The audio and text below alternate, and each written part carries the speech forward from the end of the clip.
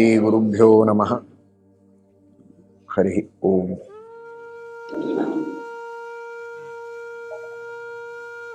ನಮ್ಮ ಮಠದ ವಿದ್ವಾಂಸರು, ನಮ್ಮ ಗುರುಗಳ ಅತ್ಯಂತ ಪ್ರೀತಿಪಾತ್ರರಾದ ಶಿಷ್ಯರು ಪಂಡಿತ ಶ್ರೀನಿವಾಸಾಚಾರ್ಯ ಆಲೂರು ಉತ್ತಮ ವಿದ್ವಾಂಸರು. ತರ್ಕಶಾಸ್ತ್ರ, ವ್ಯಾಕರಣಶಾಸ್ತ್ರ, ವೇದಾಂತಶಾಸ್ತ್ರ ಎಲ್ಲ ಶಾಸ್ತ್ರಗಳಲ್ಲಿಯೂ ತಲಸ್ಪರ್ಶಿಯಾದ ಅವರ ಪಾಂಡಿತ್ಯ, ಪಾಠವನ್ನು ಹೇಳುವ ಶೈಲಿಯೂ ಕೂಡ ಅತ್ಯಂತ ಉತ್ತಮವಾದ ಶೈಲಿ. ಎಲ್ಲ ವಿದ್ಯಾರ್ಥಿಗಳಿಗೂ ಶಾಸ್ತ್ರದಲ್ಲಿ ಉತ್ತಮವಾದ ವ್ಯುತ್ಪತ್ತಿಯನ್ನು ಕೊಡುವಂತೆ ಅವರು ಪಾಠವನ್ನು ಮಾಡಬೇಕು. ನಮ್ಮ ಎಲ್ಲ ವಿದ್ಯಾರ್ಥಿಗಳಿಗೂ ಕೂಡ ಪ್ರತಿ ವರ್ಷ ನಾವು ಸಿಲೆಬಸ್ ಹಾಕುವಾಗ ಶ್ರೀನಿವಾಸಾಚಾರ್ಯರ ಪಾಠವೇ ನಮಗೆ ಬೇಕು ಅಂತ ಪ್ರತಿಯೊಬ್ಬ ವಿದ್ಯಾರ್ಥಿಗಳು ಅಷ್ಟು ವಿಶ್ವಾಸದಿಂದ ಅವರ ಪಾಠವನ್ನು ಅಪೇಕ್ಷೆ ಪಟ್ಟು ಹಾಕಿಸಿಕೊಳ್ತಾ ಇದ್ರು. ಯಾವುದೇ ಶಾಸ್ತ್ರದ ಪಾಠ ಹೇಳಿದರೂ ಅಷ್ಟು ಉತ್ಪಾದಕವಾಗಿ ಪಾಠವನ್ನು ಹೇಳುವಂತಹ ಅವರ ಶೈಲಿ, ನಮ್ಮ ಗುರುಗಳು ಅವರಿಗೆ ಅಷ್ಟು ಉತ್ತಮವಾದ ರೀತಿಯಲ್ಲಿ ಪಾಠವನ್ನು ಹೇಳಿ ಸಿದ್ಧಪಡಿಸಿದ್ದು. ಅಂತಹ ಪ್ರೀತಿಪಾತ್ರರಾದ ಶಿಷ್ಯರು ಆಲೂರು ಶ್ರೀನಿವಾಸಾಚಾರ್ಯರು. ಅತ್ಯಂತ ಸರಳವಾದ ಜೀವನ, ಆಡಂಬರದ ಜೀವನ ಅಲ್ಲ, ಶುದ್ಧ ಸದಾಚಾರಿಗಳು. ಮಡಿ ಆಚಾರ ವಿಚಾರಗಳ ಬಗ್ಗೆ ಬಹಳಷ್ಟು ನಿಷ್ಠೆ, ದೀಕ್ಷೆಯನ್ನು ಇಟ್ಟುಕೊಂಡವರು. ಅಲ್ಲಿ ಇಲ್ಲಿ ಹೊರಗಡೆ ಹೋಗುವವರಲ್ಲ, ಯಾವಾಗಲೂ ಮನೆಯಲ್ಲಿಯೇ ಇದ್ದು ಮನೆಯಲ್ಲಿಯೇ ದೇವರ ಪ್ರಸಾದವನ್ನು ಸ್ವೀಕಾರ ಮಾಡಬೇಕು, ಇಲ್ಲ ಮಠದಲ್ಲಿ ಮಾಡಬೇಕು. ಬೇರೆ ಕಡೆಗೆ ಆಚೆ ಈಚೆ ಹೋಗಿ ಊಟವನ್ನು ಮಾಡುವ ಕ್ರಮವನ್ನೂ ಇಟ್ಟುಕೊಂಡಿರಲಿಲ್ಲ. ಅಷ್ಟು ನಿಷ್ಠಾವಂತರು.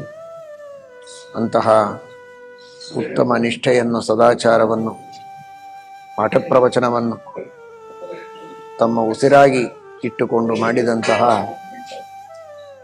ನಮ್ಮ ಜಯತೀರ್ಥ ವಿದ್ಯಾಪೀಠದ ಆಧಾರ ಸ್ತಂಭ ಅಂತ ಅವರನ್ನು ಹೇಳಬಹುದು. ಅಷ್ಟು ವಿದ್ಯಾಪೀಠದ ಪ್ರತಿಯೊಬ್ಬ ನಮ್ಮ ಪಂಡಿತರಿಗೂ ಇವರು ಪಾಠವನ್ನು ಹೇಳಿ ಸಿದ್ಧಪಡಿಸಿದಂತಹ ಒಂದು ಹಿರಿಯ ವಿದ್ವಾಂಸರು, ಅಧ್ಯಾಪಕರು.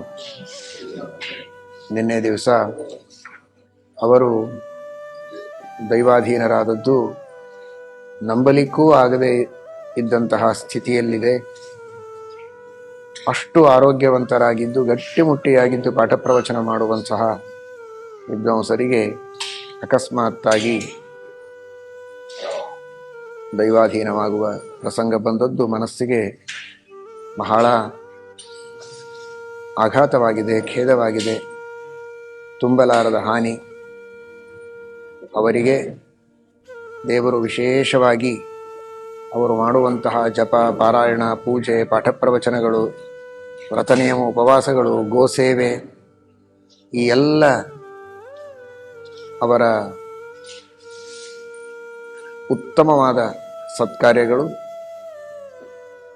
ಅವುಗಳಿಂದ ಪ್ರಸನ್ನನಾದಂತಹ ನಮ್ಮ ಗುರುಗಳಲ್ಲಿ ಅಂತರ್ಯಾಮಿಯಾದ ಭಾರತೀ ರಮಣ ಮುಖ್ಯಪ್ರಾಣಾಂತರ್ಗತ ಶ್ರೀಮನ್ ಮೂಲರಾಮ ದಿಗ್ವಿಜಯರಾಮ ವೇದವ್ಯಾಸ ದೇವರು ಅವರಿಗೆ ಉತ್ತಮವಾದ ಸದ್ಗತಿಯನ್ನು ನೀಡಿ, ಪುನಃ ವೈಷ್ಣವ ಜನ್ಮವನ್ನು ನೀಡಿ, ಇದೇ ರೀತಿ ಸಚ್ಛಾಸ್ತ್ರಗಳ ಪಾಠ ಪ್ರವಚನ ಮಾಡುವಂತಹ ಸೌಭಾಗ್ಯವನ್ನು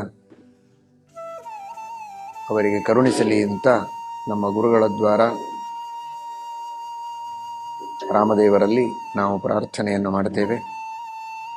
ಅವರ ಕುಟುಂಬದ ಎಲ್ಲ ಜನರಿಗೂ, ಅವರ ಮನೆಯವರು, ಮಕ್ಕಳು ಎಲ್ಲರಿಗೂ ಕೂಡ, ಪರಿವಾರದವರಿಗೆ ವಿಶೇಷವಾಗಿ ದೇವರು ಈ ದುಃಖವನ್ನು ಭರಿಸುವ ಶಕ್ತಿಯನ್ನು ನೀಡಿ, ಅವರ ಪದ್ಧತಿಯನ್ನು, ಸಂಪ್ರದಾಯವನ್ನು, ಅದೇ ಪಾಠ ಪ್ರವಚನ, ಧರ್ಮನಿಷ್ಠೆ, ಸದಾಚಾರ ಇವುಗಳನ್ನು ಉಳಿಸಿಕೊಂಡು ಬೆಳೆಸಿಕೊಂಡು ಹೋಗುವಂತೆ ಅನುಗ್ರಹವನ್ನು ಮಾಡಲಿ ಎಂಬುದಾಗಿ ಪ್ರಾರ್ಥನೆಯನ್ನು ಮಾಡುತ್ತೇವೆ.